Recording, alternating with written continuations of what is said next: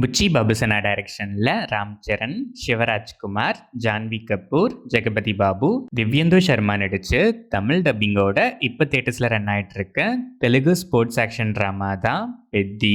இப்படி ஒரு ஊர் இருக்குன்னு ஊருக்கு ஒரு பேர் கூட இல்லாம மலையடிவாரத்துல இருக்கிறதாலேயே மலையடிவார மக்கள்னு ஐடி ப்ரூஃப் கூட இல்லாம ஒரு கூட்டம் இருக்கிற ஒரு ஊர்ல பயங்கரமான கிரிக்கெட் ஸ்கில்னாலேயே ஆட்டக்கூலிக்காரனா, அதாவது காசுக்கு ஏலம் விட்டு யார் அதிகமாக ஏலத்தில் எடுக்கிறாங்களோ அவங்களோட கிரிக்கெட் டீம்ல ஜாயின் பண்ணி விளையாடுறவர் தான் நம்ம ராம் சரண்.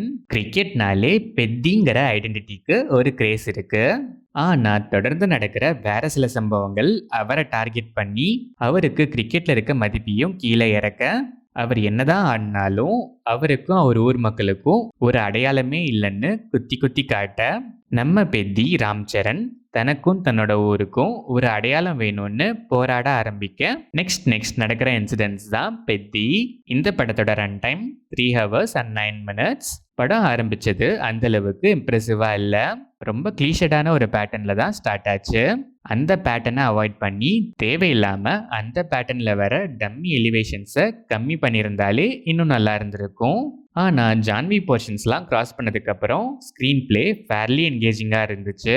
எமோஷனல் மூமெண்ட்ஸ் இந்த படத்துக்கு மேஜர் ப்ளஸ். ப்ரெசென்ட் பண்ண விதம் கன்வின்சிங்காக இருந்துச்சு. இன்டர்வல் பிளாக் ஸ்டேஜிங் நீட்டாகவே இருந்துச்சு. இன்டர்வல் பிளாக் இம்ப்ரெசிவாக இருந்துச்சு. செகண்ட் ஹாஃப் சேம் மொமெண்டமில் நல்லாவே கண்டினியூ ஆச்சு. ரெண்டாவதாக ஒரு ஸ்போர்ட்டை போர்ட்ரே பண்ண விதமும் நல்லாவே இருந்துச்சு. ஆனால் அதுக்கப்புறமும் வேற ஸ்போர்ட்டுக்கு ஷிஃப்ட் ஆகி ட்ராகியாகவும் அதுக்கு இன்பிட்வீனில் சில இடங்களில் லாகியாகவும் ஃபீல் ஆச்சு. ஆனால் கிளைமேக்ஸ் நல்லாவே இருந்துச்சு. சொல்ல வந்த மெசேஜை ஆப்டா நல்லாவே ப்ரெசென்ட் பண்ணியிருக்காங்க.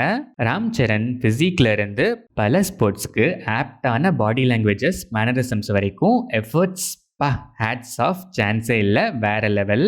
ஜான்வி கபூருக்கு typical Telugu commercial glam role. Glamour தாண்டி பெர்ஃபார்மன்ஸுக்குன்னு எந்த ஸ்கோப்புமே இல்லை. கேரக்டரைசேஷனே பெருசாக சொல்கிறதுக்கு ஒன்றுமே இல்லை.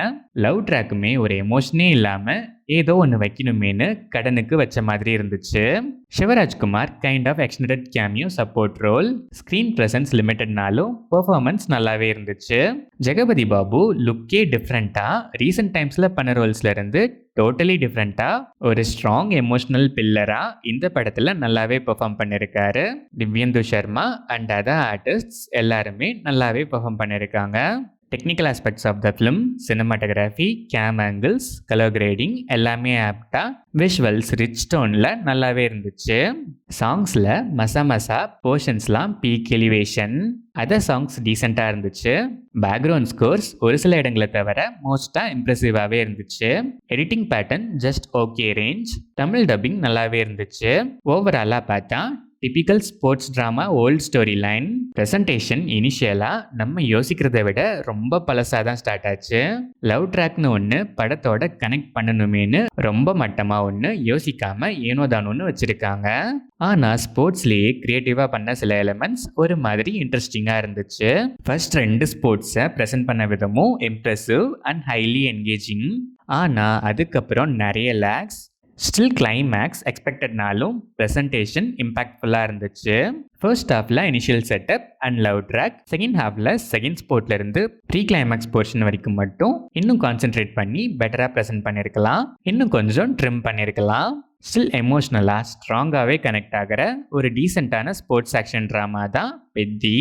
இந்த மைனஸஸ்லாம் உங்களுக்கு ஓகேனா ஒன்ஸ் கண்டிப்பாக ட்ரை பண்ணி பார்க்கலாம்.